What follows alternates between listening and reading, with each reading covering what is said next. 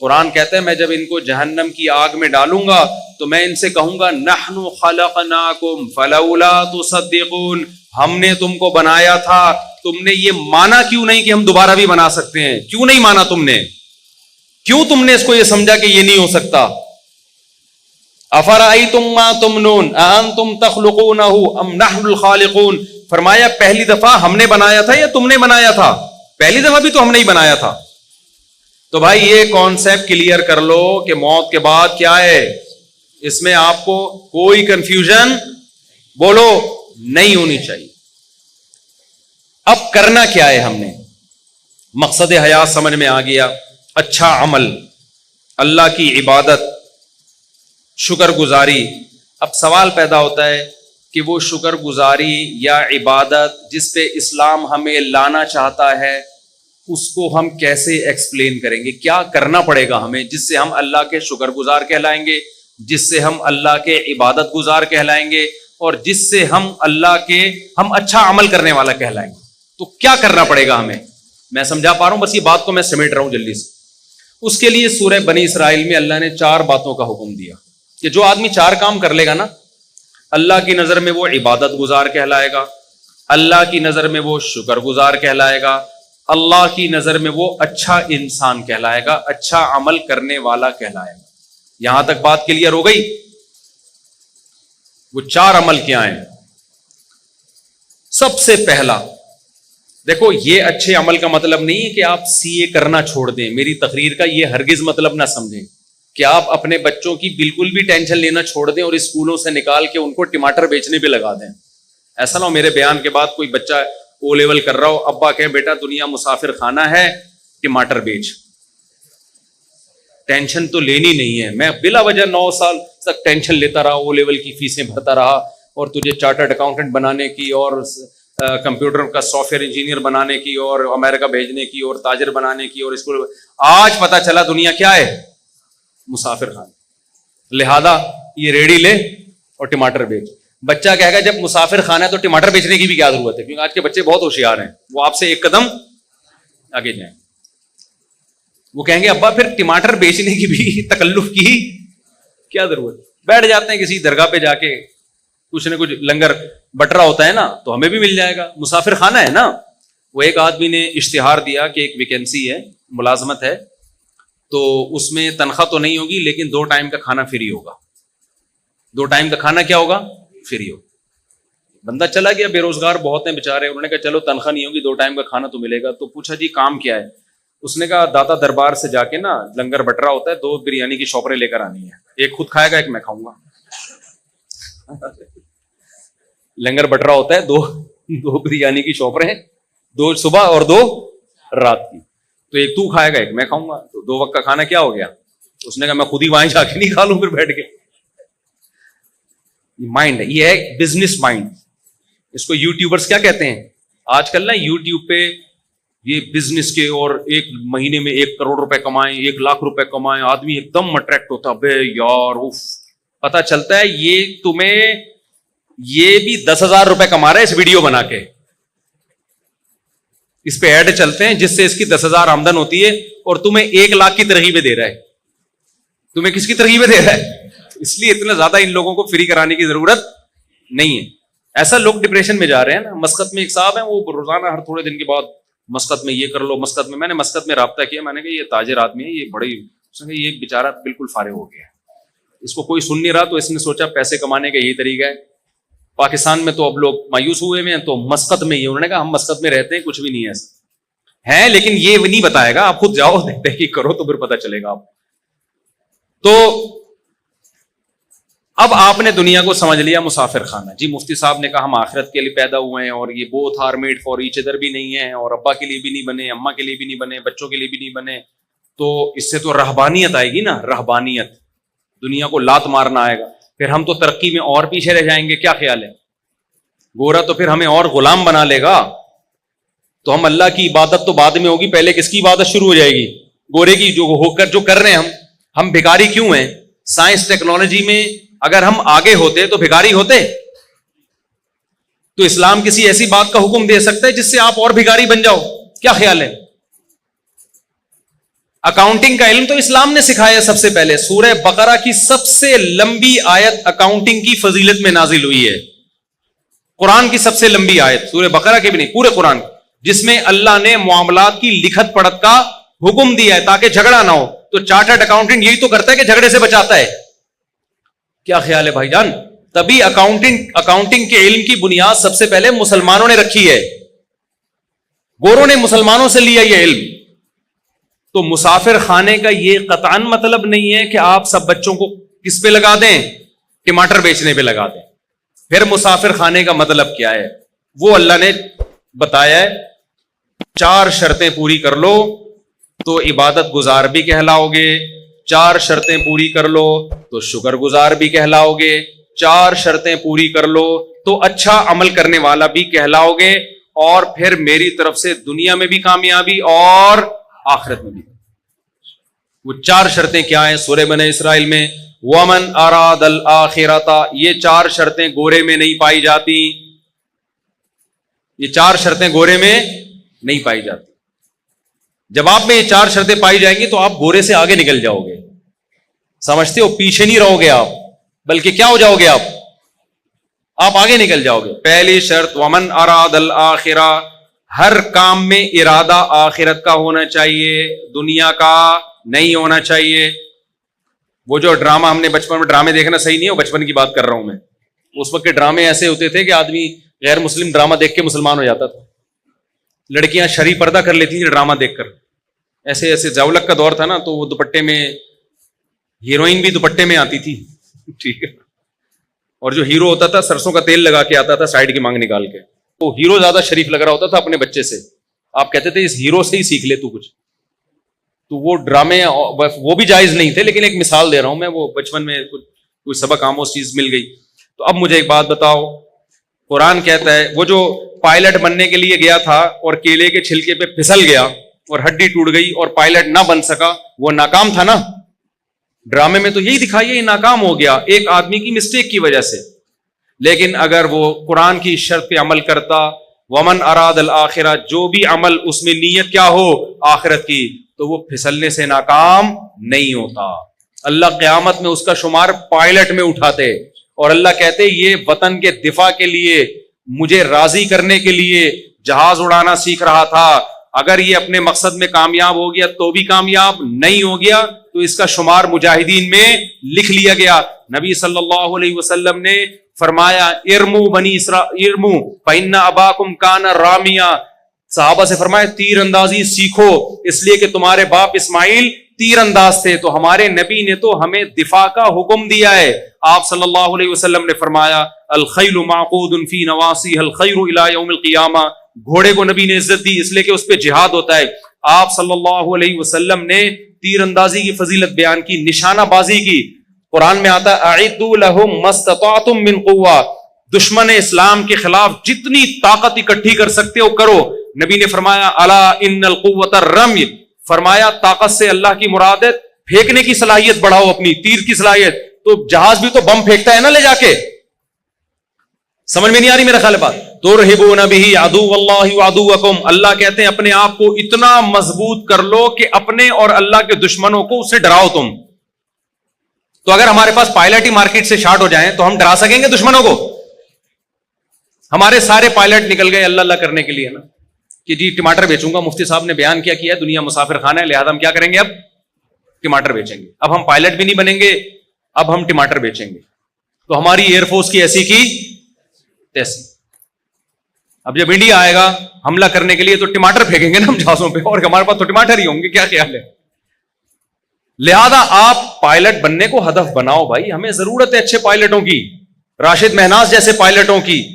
راشد مہناز کا ہدف اگر پائلٹ برائے پائلٹ ہوتا تو خدا کی قسم وہ ملک کے دفاع کے لیے جہاز کو نیچے نہیں گراتا, وہ کیونکہ اس کا مستقبل تباہ ہو رہا تھا اس میں, جو بظاہر ہو گیا. آپ نشان حیدر دو, اس سے راشد مہناز کو کیا فائدہ ہو رہا ہے؟ باقیوں کو تو موٹیویشن مل رہی ہے, لیکن راشد مہناز کو فائدہ آخرت کا ہو رہا ہے. اگر اس نے یہ کام کس کے لیے کیا؟ اللہ کے لیے کیا, دنیا کے لیے نہیں کیا اس نے. سمجھ میں آ رہی ہے بات کہ نہیں آ رہی ہے؟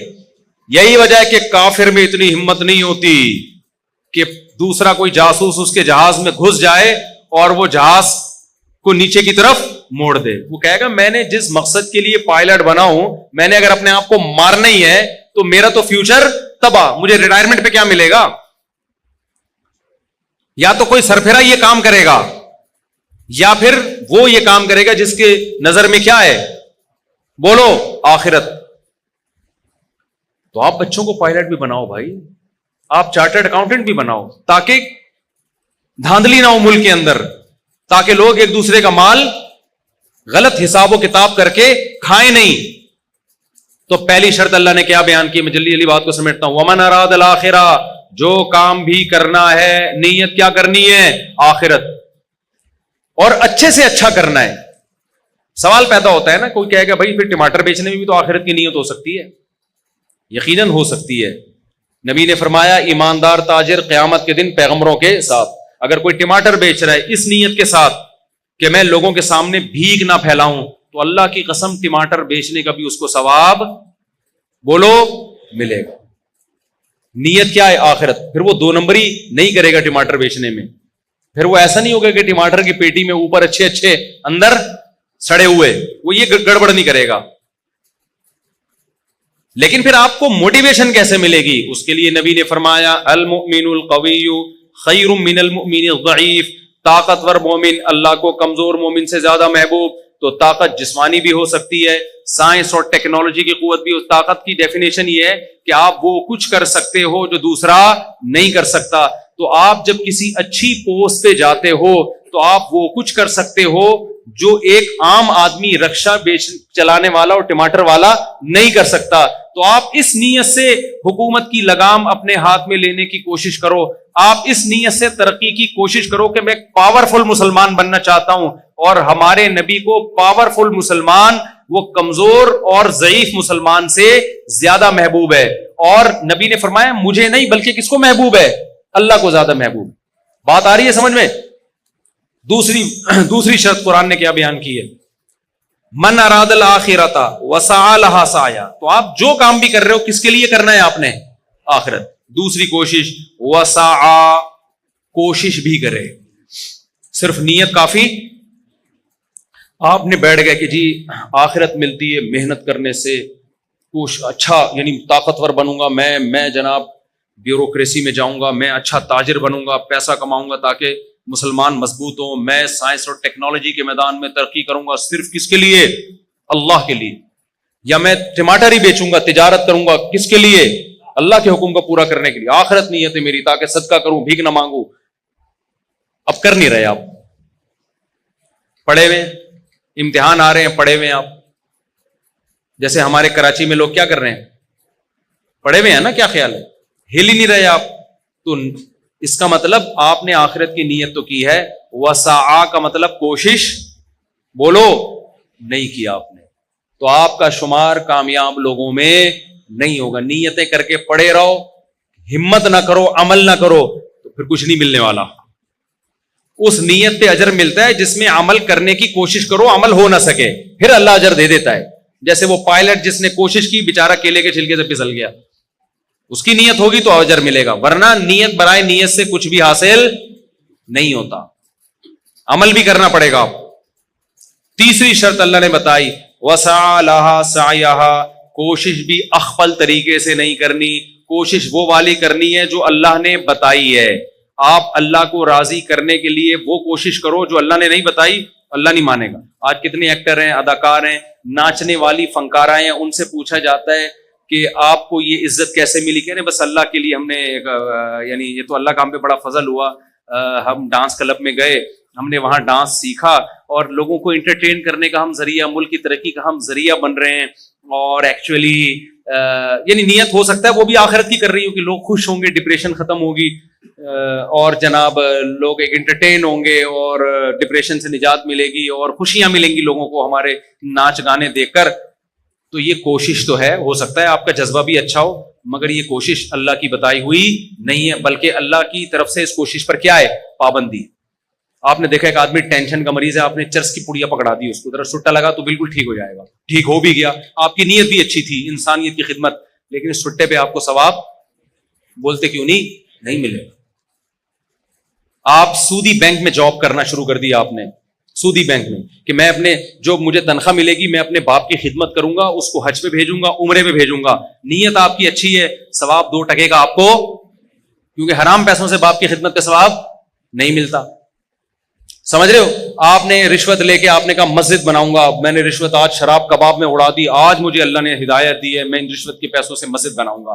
اللہ اس رشوت کے پیسوں سے مسجد کو قبول نہیں کرتے. تو کوشش وہ کرنی ہے جو اللہ نے بتائی ہے. ربیع الاول میں آپ نے کنٹینر لا کے روڈ بلاک کر دیا اور جھنڈیاں لگا کے آپ ناچ رہے ہیں ہمارے نبی کی جشن آمد رسول, لوگوں کی گاڑیاں پھنس رہی ہیں, لوگ آفس نہیں پہنچ پا رہے. اس کوشش پہ آپ کی نیت اچھی ہو سکتی ہے, ثواب آپ کو نہیں ملے گا. کیونکہ ہمارے نبی تو تہجد کے لیے اٹھتے تھے نا, تو اس کی کوشش کرتے تھے کہ گھر والوں کی آنکھ نہ کھلے گئی, وہ ڈسٹرب نہ ہو. سلام کرتے تھے رات کو اگر گھر میں آ رہے ہیں اتنی آہستہ سے کہ جو سو رہا ہے وہ اٹھے نہیں, جاگ رہا ہے وہ جواب دے دے. وہ نبی یہ کیسے برداشت کریں گے کہ میرے نام پہ پورے ملک کو آپ محرم پہ امام حسین کے نام پہ موبائل کو سارے سگنل بند ہو جائیں, لوگ ایک ٹینشن میں آ جائیں. ملیشیا سے ایک تاجر آئے, ان کی میٹنگ تھی, وہ اتفاق سے محرم میں پہنچے. وہ کہہ رہے ہیں یار ہم کراچی ایئرپورٹ پہ اترے ہوئے کسی کا کسی سے رابطہ ہی نہیں ہو رہا, سگنل سارے کیا ہو گئے بند. کہہ رہے ہیں یار ملیشیا میں تو یہ نہیں ہوتا. میں نے کہا یہاں تو محرم میں الگ چیزیں پروگرام چلتے ہیں, ربیع الاول میں الگ چلتے ہیں, سفر میں الگ چلتے ہیں, ہر چیز میں ایک الگ ہی. نبی نے فرمایا جو راستے سے تکلیف دہ چیز نہیں اٹھاتا وہ مومن نہیں ہے. تو جو راستے میں کنٹینر پھینک کے روڈ بلاک کرتا ہے وہ کہاں سے مومن ہو گیا؟ ایک کانٹے سے تکلیف زیادہ ہوتی ہے, ایک کنٹینر سے ہوتی ہے. ہمارے پیغمبر نے حکم دیا, بخاری مسلم کی حدیث ہے کہ راستے میں کانٹا پڑا ہوا ہے نا, آپ گزر کے نہیں اٹھا رہے, آپ ایمان کے آخری درجے پہ بھی نہیں ہو. جو کانٹا پھینک رہا ہے وہ کیسے ہوگا؟ جو ہٹا نہیں رہا اس کو برا کہا جا رہا ہے, تو جو پھینک رہا ہے وہ کہاں سے ایمان پہ ہوگا؟ اور جو کانٹے سے بڑی چیز کنٹینر. کتنی خواتین جو پریگننٹ ہوتی ہیں جن کو ایمرجنسی ہاسپٹل میں پہنچنا ہے, وہ جلسوں میں ٹریفک میں جام. محرم کے جلسوں میں کیا ہوتا ہے, ربیع الاول کے جلسوں میں کیا ہوتا ہے؟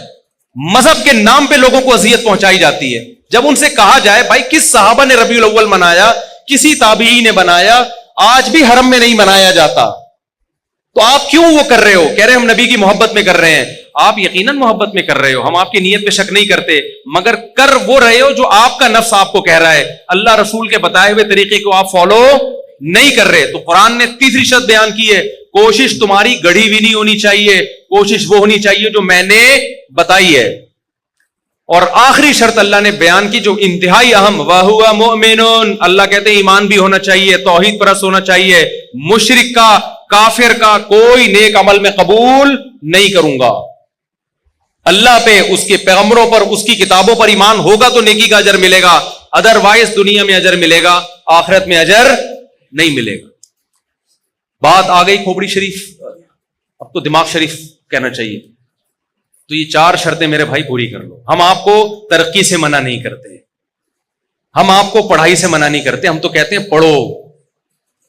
ہمارا تو ان پڑھ ہونا ہی دنیا کی بربادی کا بہت بڑا سبب ہے. لیکن کس کے لیے پڑھو؟ آخرت کے لیے پڑھو, محنت کرو. محنت 4 شرطیں آخری ریوائز کر دیتا ہوں. نمبر 1, ہر کام میں نیت آخرت. نمبر 2, کام بھی کرنا ہے, خالی نیتیں کر کے نہیں بیٹھنا. نمبر 3, کام اللہ رسول سے پوچھ کے کرنا ہے, علماء سے پوچھنا ہے کہ شرعن یہ جائز ہے بھی یا نہیں ہے. اگر فتویٰ ملے جائز ہے تو کرو, ورنہ نہیں کر سکتے آپ اس کو. نمبر 4, آپ کا ایمان بھی ہونا چاہیے اللہ پہ, اس کے رسولوں پر, اس کی کتابوں پر, ختم نبوت پہ, جو اسلام کے ضروری عقیدے جن کو ایمان مفصل, ایمان مجمل کہا جاتا ہے. اللہ کہتے ہیں جو ان عقیدوں کو نہیں مانے گا اس کا عمل قبول نہیں ہوگا. اس کا عمل راکھ کے ڈھیر کی طرح ہے, دیکھنے میں بہت لگتا ہے, پھونک مارو اڑ جائے گا. کیونکہ اللہ کہتے ہیں آنا میرے پاس ہے, جو مجھے مانتا ہی نہیں ہے تو اجر میں کہاں سے دوں گا اس کو. لوگ کہتے ہیں نیوٹن نے اتنی خدمت کی انسانیت کی, تو کیا وہ بھی جہنم میں جائے گا؟ میں نے کہتا بھائی مجھے نہیں پتا وہ کہاں جائے گا, جنت میں جائے گا یا جہنم میں جائے گا. وہ تو نیوٹن آخرت میں ملے گا تو اس سے پوچھیں گے آج کل کدھر گھوم رہے ہو بھائی تم.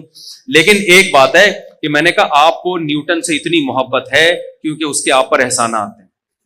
اس نے بہت سارے سائنسی عقدے حل کیے, اس کی وجہ سے بہت ساری چیزیں ایجاد ہوئیں. تو اللہ قیامت میں نیوٹن سے سوال کرے گا کہ پبلک کو تیرے احسانات کی وجہ سے تجھ سے محبت تھی, تو نے مجھے بھی یاد رکھا میرے احسانات کی وجہ سے نہیں. یہ بات سمجھ میں؟ تو اللہ تو سب سے پہلے کس کے بارے میں پوچھے گا؟ آپ کے ابا نے آپ کو فرانس 2 منٹ میں بعد پھر اذان ہوگی اور اذان کے فوراً بعد جماعت کھڑی ہو جائے گی, ٹھیک ہے نا, 9 بجے ہی جماعت ہوگی, بے فکر رہیں, جماعت دیر سے نہیں ہوگی. میں جہاں بھی بیان کے لیے جاتا ہوں نا, جماعت ٹائم پہ ہی ہوتی ہے, تو 9 بجے ہی جماعت ہوگی, سنتوں کا ٹائم نہیں دیں گے. کیا خیال ہے؟ آپ نے اپنے بچے کو فرانس بھیجا اعلیٰ تعلیم کے لیے, انویسٹمنٹ کی, پیسہ خرچ کیا, میرا بچہ بڑا سائنٹسٹ بن کے آئے گا, پھر اتنا میں پیسہ لگاؤں گا, پھر بوڑھے باپ کی خدمت کرے گا. بچہ فرانس سے جرمنی نکل گیا, وہاں سے جاپان نکل گیا, ابا کے پیسوں پہ کھا پی کے اس نے ٹرسٹ بنایا, پھر اس نے جناب جاپانیوں کی بھی خدمت کر رہا ہے, امریکیوں کی بھی خدمت کر رہا ہے. ابا کو ایک دن بھی فون کر کے نہیں پوچھا. ابا بڑھاپے میں ریٹائر ہو گیا, بچے سے کہہ رہا ہے بیٹا فون ہی نہیں اٹھا رہا, انسانیت کی خدمت کر رہا ہے. تو انسان کہیں گے یہ بندہ بڑا نائس ہے یار. ابا سے جب پوچھو گے, ابا کہے گا آنے تو دو, میں نے تو اس کو جائیداد سے بھی آگ کر دیا ہے, اور میں اب نادرا سے بھی اس کا نام اپنے بیٹوں کی فہرست سے نکال رہا ہوں. تو بھائی ابا جب مانے گا جب تم ابا کو مانو گے. تو اللہ کہتا ہے جن سائنسدانوں نے انسانیت کی خدمت کی, انسان ان کو مانتے ہیں, ان کو نوبل پرائز بھی دیتے ہیں, ان کی عزت بھی ہوتی ہے, یونیورسٹی ان کو پڑھایا بھی جاتا ہے. جب آخرت میں میرے پاس آئیں گے تو سارا خرچہ تو میرا ہوا ہے نا ان کے اوپر. کیا خیال ہے؟ خرچہ کس کا ہوا ہے؟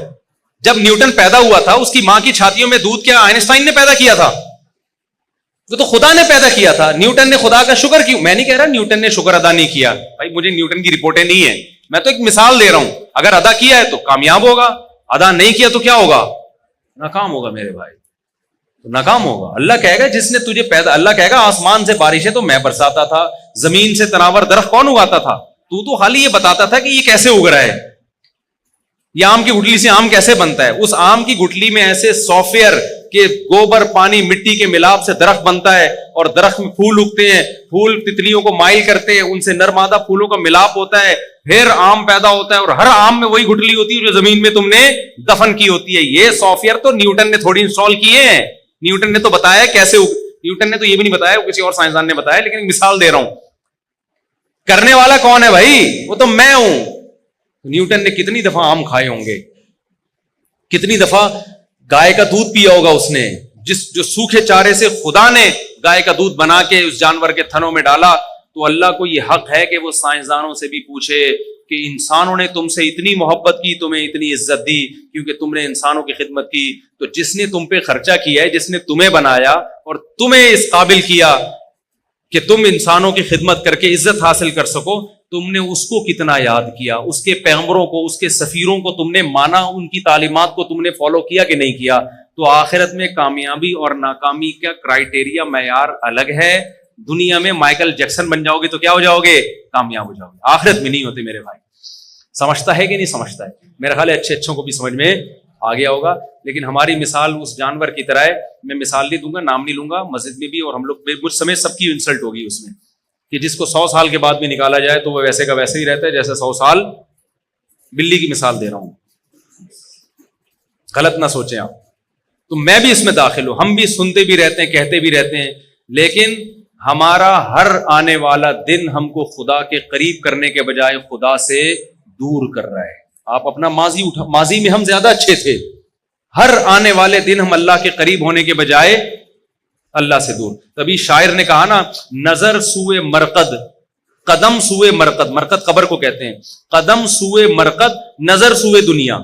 تیرے قدم قبر کی طرف روز بروز جا رہے ہیں اور نظر تیری بحریہ ٹاؤن کے پلاٹوں میں لگی ہوئی ہے. تو شاعر کیا کہتا ہے, کہاں جا رہا ہے کدھر دیکھتا ہے, جا کدھر رہا ہے, دیکھ پلاٹوں کی طرف رہا ہے. ہر آنے والا دن مجھے اور آپ کو قبر سے قریب کر رہا ہے کہ نہیں کر رہا؟ لیکن ہر آنے والے دن میں ہماری نظر میں بحریہ ٹاؤن کی ویلیو کم ہونے کے بجائے بڑھ رہی ہے. تو قبر کی جا قبر والے پلاٹ کی طرف رہے ہیں اور دیکھ کدھر رہا ہے؟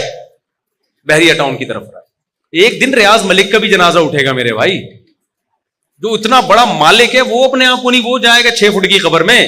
راحت اندوری نے کہا تھا نا کہ 2 گز صحیح لیکن میری ملکیت تو ہے, اے موت تو نے مجھے زمیندار کر دیا. اصل زمینداری ہمیں قبر میں ملتی ہے, وہ ہمارا اپنا پلاٹ ہوتا ہے. آج کل تو وہ بھی نہیں ہے. تھوڑے دنوں میں گورکن وہاں سے بھی نکال کے نا شاپر میں ہڈیاں ڈال کے پتہ نہیں کوں کو کھلا دیتا ہے, دوسرا مردہ دفناتا ہے اس میں.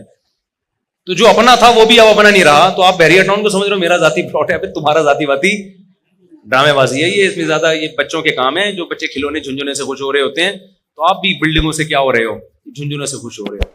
تو یہ خوش نہ ہو، کیونکہ یہ خوشی آپ کو ڈپریشن میں لے کے جائے گی. اللہ سمجھنے کی عمل کی توفیق عطا فرمائے.